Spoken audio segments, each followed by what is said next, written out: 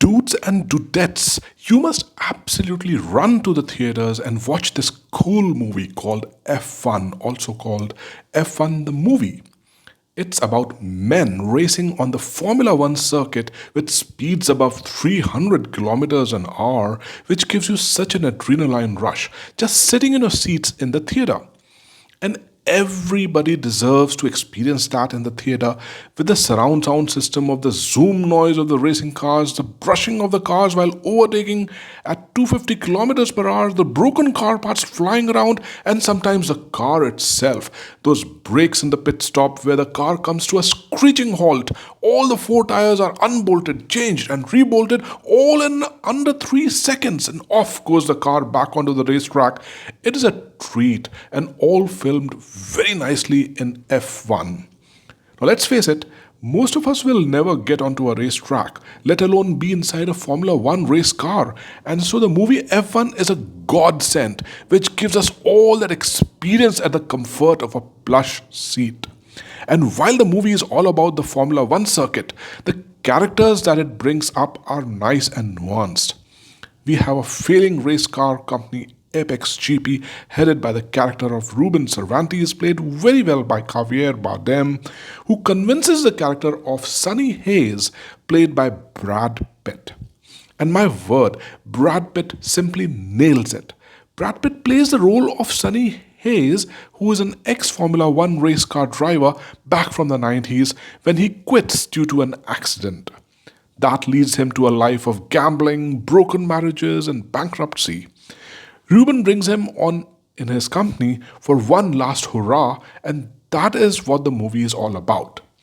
We learn as naive viewers that Formula One racing is not just about the drivers who become famous like Lewis Hamilton or Ayrton Senna or Michael Schumacher.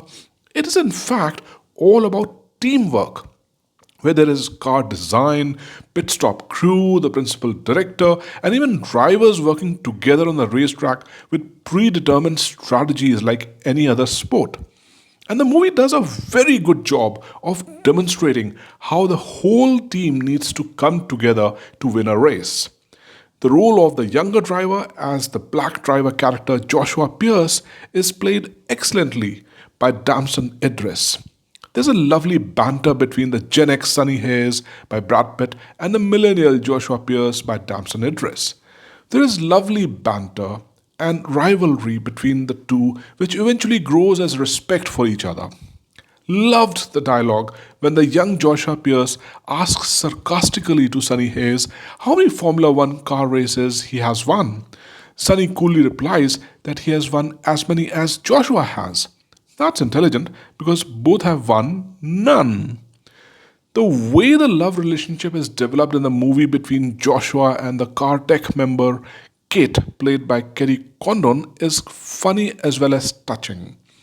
Brad Pitt's charm in the role of Sonny Hayes will certainly keep even the young women of today swooning over him. The name Sonny Hayes is such a nice name given to the character because, in reality, in the whole of the movie, that's what Brad Pitt is. He is the sunshine of the movie with his handsome looks and cool attitude and dialogues, in spite of not being a real success after his accident at the Formula One race, which nearly ended his career in the movie. The movie is all 2.5 hours long, which is longer by Hollywood standards, but it is not a drag. The race scenes are shot in such a way that you feel you are inside the car yourself in the cockpit and on the racing track. The soundtrack adds to the magic. The dialogues are good, and it is an overall package of action, drama, and emotions where the stakes are high and you realize that sometimes it is not just about the money.